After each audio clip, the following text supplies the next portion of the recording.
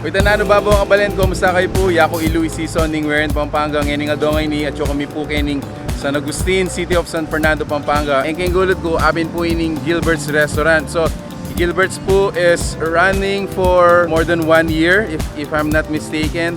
And in first branch na po nini is from Bulacan. Ito matula kami po kasi we have been invited to check out the place. So, we're gonna give you a tour. Ito, pakinig po kaya kayo nung nanong sa serve da kayo ni Tara long tam. Ito apin din yung second floor da kasalukuyan. Medyo mayangin sana naman sana mo rin para isunduin kaya katamong vlog ngayon. O ito yung karelang second floor. Pansin nyo, so wide and nakadakal chairs and tables for huge crowd. Siguro masantang ini po ang ating event like a band, mga kanyan, or a group event. Ito, so ining table tamo for today. And let me tell you my impressions about the place, about Guilbert's restaurant. So for me kanako, the place is really huge. Wala yung problem in parking space. Probably it can accommodate around 30 vehicles at the same time. In lugar mo naman, it's really wide. Nila 60 din tables. As a matter of fact, hanggang marakal na lang rin chairs and tables. Alikwakit kayo ni nabala mo, misiksikan na rin tao. Although, syempre, except po talagang jam-pack yung lugar. But place-wise, ambience-wise, wow, it's really cozy. Bala mo rustic, industrial type yung ambience kayo ni. And at the same time, ating yung aspect na ning nature, madakalata naman kayo niya. Something mag-date.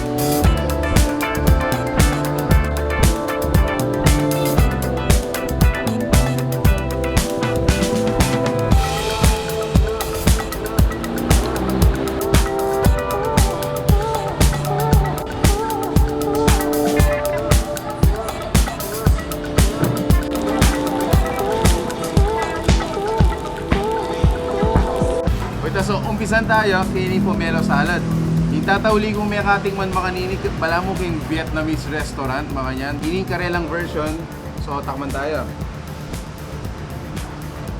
Ayan, ayan o. So, atin yung pomelo, atin yung red bell pepper, siguro celery ito. So, takman tayo ng paro, ampong pomelo. Wow. Paloy ba na King Davao kung may katakman peka manyaman na pomelo? And ang buskina nung dish na ating pomelo, sigurado patokan kita. Takman tayo. Wow! Guys, ayaw kumaglaram. Sobra. So, kasubong pa mo kayong pomelo, balang makiliti na yung dila mo, talagang mamakbong na yung lasa. Takman tayo naman natin paro.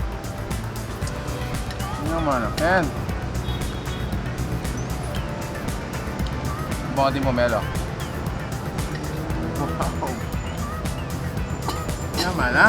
So susunod tamong takman, ining karelang chicken pandan. So for only 210 pesos, you get 1, 2, 3, 4, 5, 6 pieces of chicken wrapped in a flavorful pandan. Ayan o. So gamatan kayo ini kasi bubuklat siya kayong kaya. Kayong gamat yan. Wow! Look at that! So this is special vinegar dip. Naman tayo guys. Wow.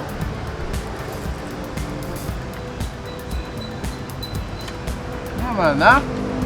Bala man nagkatyang nasi. Kung tingman mini, bala man nagkatyang nasi. Wow. I don't know what composed this kind of dip. Pero grabe manyaman niya. It really complements the chicken. Wow. Another eye-catching dish kini is yung karelang crispy tuna tail. As you can see, ayan o, medyo intimidating yung ako kasi madagol yung cut or portion. Kaya ba't atin niya bang fried noodles, bala mo corona na eh. And then of course, atin tamong cinnamon curry. Yan. Wow! What a heavenly dip. Grabe. Hindi namang may kayang bento kanini, magaling yun. Takman tayo. Wow! Amazing. May ito pamburi ko talagang takman kayo ni iskarelang sizzling balot. As you can see, look at that. It's a huge balot. And I want it to, bala mo, mandilo yung sauce, ampong onion, There you go, guys. Takman tayo. Wow, look at that. Yan, no? Wow. Wow. Makadwa ka mo ka rin eh. You're good for the night. I mean, it's gonna be real strong. So, takman tayo. Wow.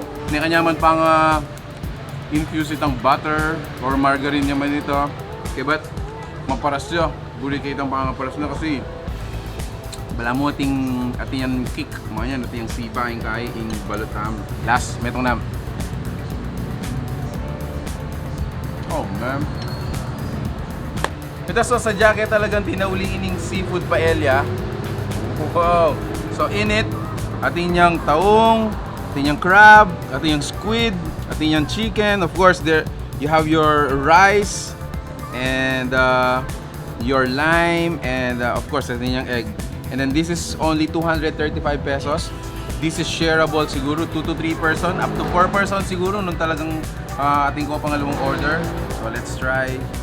Ilan tayo ngayon. Wow, look at that. It's a spoon of rice. Yan. Doon tayo nasa sabihan na. Wow. Wow. For a 235 peso paella, thumbs up. Thumbs up, man. Ito balas naman. Wow. Sabihin ko rin aluwang dishes kayo ni abayan may Boss Guilbert kita takman milang pasibayo, pero let me just mention them. This is lempo kilawin. And then ang nakagaling serving da ni for laing ngayon, no? Chuya keng buko. Galing na. So this is just 160 pesos. You get your kilawin. You also get your buko. And then may itong pang interesting kayo ni ining karelang garlic bulalo. So di ba yung usually bulalo tamo tinyang sabo mga yan, but this one is sizzling bulalo. So this is just 255 pesos. Again, it's shareable. Nung ikamangan kayo ni talagang naks na kumabsina ka mas pakaningatsan mo. And then for the pasta lovers, you got your seafood pasta right here. Wow. Okay. Tiglaram ko, takman ko na mo ito. Last time mo ini, and then buri kayo singakit pakit kaya kayo. Wow. I just want to tell you, or buri kayong kwento kaya kayo makanano yung kanyaman ini. So yung seafood pasta natin is how much, ma'am?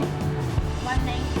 So for only 190 pesos, you get your really special seafood pasta. Yan, so in it you got tahong, squid, you got your herbs. What else can you ask for? So yan, tamantayan naman din. Yan, tamantayan. Wow. Wow.